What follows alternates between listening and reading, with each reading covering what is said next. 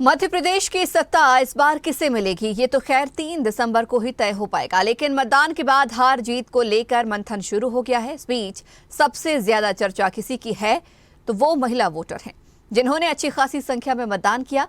17 नवंबर को संपन्न हुए विधानसभा चुनाव में 70 से ज्यादा सीटों पर महिलाओं ने 80% मतदान किया। प्रदेश की 34 सीटें ऐसी हैं जहां पुरुष की अपेक्षा महिला वोटर ने अपने मताधिकार का ज्यादा प्रयोग किया। आइए समझते हैं कि आखिर 2018 में इस पैटर्न पर हुए मतदान के क्या नतीजे रहे।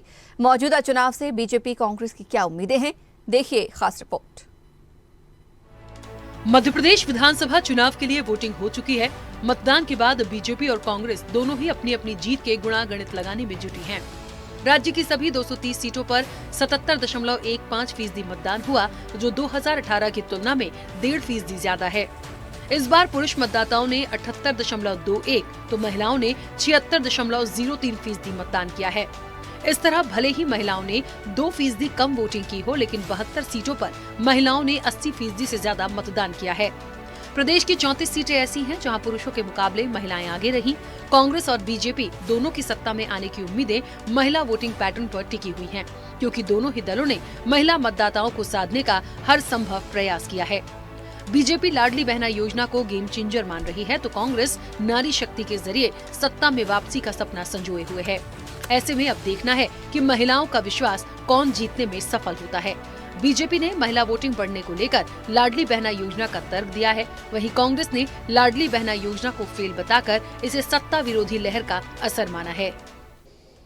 देखिए, महिला इस सरकार से त्रस्त थी, भारतीय जनता पार्टी की सरकार से, क्योंकि उनको घर चलाना महंगा पड़ रहा था। और जो खेती वाले परिवारों की महिला है, उन्होंने देखा है कि कहीं ना कहीं खेती घाटे का धंधा साबित हो रही है। महिलाएं अत्याचार का शिकार इस सरकार में हो रही थी। 18 बलात्कार रोजाना महिलाओं के साथ हो रहे थे। महिलाएं हिंसा का शिकार हो रही थी।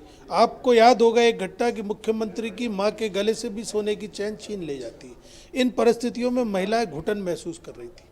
इसलिए महिलाओं का जो बढ़ा हुआ प्रतिशत है, ये कांग्रेस की सरकार बनाने के लिए बहुत बड़ा हथियार साबित होने वाला है। निश्चित तौर पर महिलाओं का आशीर्वाद कांग्रेस के साथ है, क्योंकि कांग्रेस को देखा है 15 महीने के शासनकाल में महिलाओं ने, उनके घरों के कर्ज माफ़ हुए हैं, उन्हें हिंसा में राहत मिली है, और कहीं ना कहीं कानून का शासन जो 15 महीने चला है, उसको देख के महिलाएं कांग्रेस के पक्ष में वोट करने के लिए बड़ी तादाद में बाहर आई।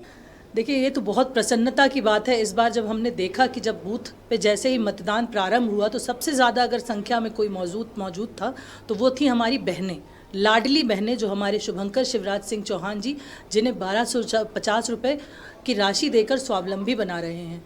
इस बार जो महिलाएं घर से बाहर निकल कर आई हैं, वो ये दिखाता है कि महिलाएं समझ चुकी हैं कि प्रदेश के कल्याण के लिए, प्रदेश के विकास के लिए कौन सी सरकार चुननी है और किसको चुनना है। इसीलिए हमारी लाडली बहनें आईं और उन्होंने सारे कार्य छोड़ के, अपने घर के जो रोज़मर्रा के कार्य हैं उन्हें छोड़ के सबसे पहले अपने मत का प्रयोग किया, क्योंकि उन्हें ये पता है कि उनका मत इस प्रदेश के विकास के लिए कितना ज़रूरी है।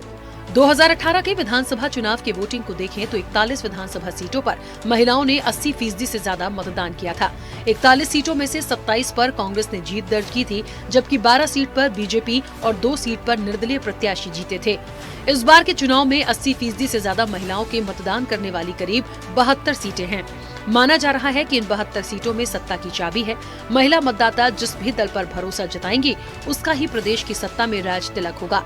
बीजेपी को इन 72 सीटों पर लाडली बहना योजना का लाभ मिलने की उम्मीद है, तो कांग्रेस भी अपनी नारी सम्मान योजना से उम्मीद लगाए बैठी है। कैमरा पर्सन रणवीर बघेल के साथ मोहम्मद ताहिर खान, स्वदेश न्यूज, भोपाल। ऐसे ही वीडियोस के लिए लाइक करें, शेयर करें, फॉलो करें। YouTube पर जाकर सब्सक्राइब कर बेल आइकन दबाना ना भूलें, और ताजा अपडेट्स के लिए स्वदेशलाइव.com पर जरूर जाएं।